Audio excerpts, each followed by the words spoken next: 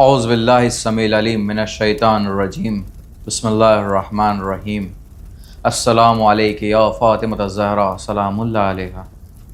पवित्र पैगंबर सल्लल्लाहु अलैहि वसल्लमના નેક દુખ્તર જનાબે ઝહરા સલામુલ્લાહ અલૈહા ઈમાનના સ્ત્રોતમાંથી છે। કાશ મુસલમાનો આપની અઝમત અને આપની મોહબ્બતમાં એકમત થઈ ગયા હોત તો આ ફિરકાઓ ન પડ્યા હોત અને લોકો એકબીજાથી નફરત ન કરતા હોત। રસૂલ ખુદા સલ્લલ્લાહુ અલૈહિ વસલ્લમની શહાદત બાદ આપને પુરુષો દેવો તો દૂર બલ્કે આપની ઉપર એવા મસાયબ પાડવામાં આવ્યા કે જનાબે ઝહરા સલામુલ્લાહ અલૈહાએ મરસીઓ પડવો પડ્યો કે એ બાબા જાન આપના બાદ મારી ઉપર એવા મસાયબ ગુજારવામાં આવ્યા છે કે અગર એ દિવસ ઉપર પડત તો કાળી અંધારી રાતમાં બદલાઈ જાત।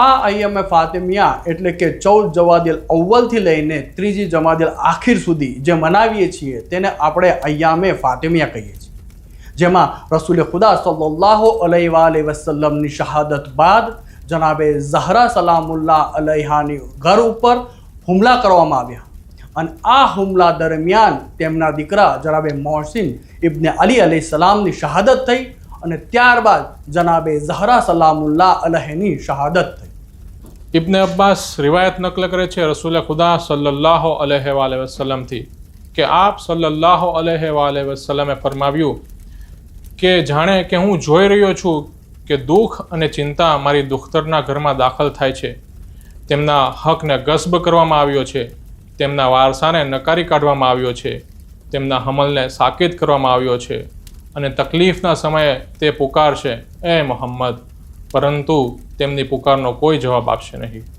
જનાબે ફાતિમા ઝહરા સલામુલ્લાહ અલૈહાના ઘર ઉપર હુમલો આલે મોહમ્મદ અલૈહિસ્સલામ માટે કરબલા કરતાં પણ વધારે દુઃખદાયક છે।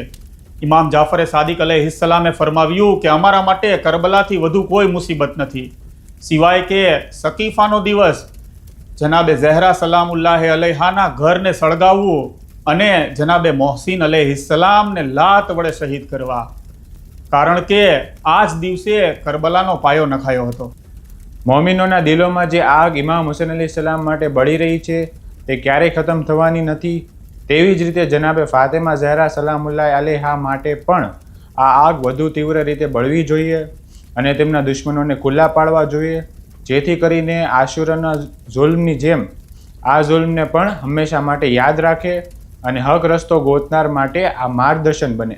તેમની શહાદત સાથે જોડાયેલા બધા બનાવો જેમ કે તેમના ઘરના દરવાજાને આગ લગાવી, ઘર ઉપર હુમલો કરવો, જનાબે મોહસિનને શહીદ કરવા, ફિદકનું છીનવી લેવું, આ બધા બનાવોનો આ દિવસોમાં વધારે પડતો પ્રચાર કરવો જોઈએ। આ દિવસોમાં એવી રીતે શોક મનાવવો જોઈએ જેવી રીતે આપણે મોહરમ દરમિયાન શોક મનાવીએ છીએ। કાળો લિબાસ પહેરવો, મજલિસનો એહતમામ કરવો, જુલુસો કરવા, એવી રીતે આ અય્યામને મનાવવા જોઈએ। ફદકના ખુતબાને યાદ કરવાનું અને તેને ફેલાવવાની વધારે કોશિશ કરવી અને મુસ્લિમોને સાચા દલીલો વડે હક તરફ પાછા લાવવાની કોશિશ કરવી, કારણ કે આ જ કારણ છે કે આ પાક નુરાની બીબી આટલા બધા જુલ્મ અને સિતમો સહન કર્યા, નહીં તો તેમની માટે સાવ સહેલું હતું કે તે એક બદદુઆ કરે અને તેમના દુશ્મનોને નાબૂદ થઈ જાય। જનાબે ઝહરા સલામુલ્લાહ અલૈહાના દર ઉપરનો જે આ ઇન્સિડન્સ છે, જે બનાવ છે, એ હક અને બાતિલને પરખવાનો અને અલગ કરવાનો મેયાર પણ છે કે બીબી જેનાથી નારાજ હતા, જેની સાથે વાત પણ નહોતા કરતા, જેનાથી મોઢું ફેરવી લીધું હતું, જેના સલામનો જવાબ પણ નહોતા આપતા, કારણ કે રસૂલ અકરમ સલ્લલ્લાહુ અલૈહિ વસલ્લમ ફરમાવે છે કે એ ફાતિમા, જેણે તમને અઝિયત આપી એણે મને અઝિયત આપી અને જેણે મને અઝિયત આપી એણે અલ્લાહને અઝિયત આપી। અને સૂરે અહઝાબની અંદર આયત છે કે જે અલ્લાહ અને એના રસૂલને ઈજા પહોંચાડે છે, અઝિયત આપે છે, એની ઉપર અલ્લાહ લાનત કરે છે। આ અય્યામે ફાતિમિયાના કારણે ઝાલિમો ઉપરનો પડદો હટી જાય છે। મુખાલિફીન પોતાના હાકીમોનો ખોટો બચાવ કરવા માટે આ બનાવને ઘડી કાઢેલો માને છે અને શંકાઓને રજૂ કરે છે।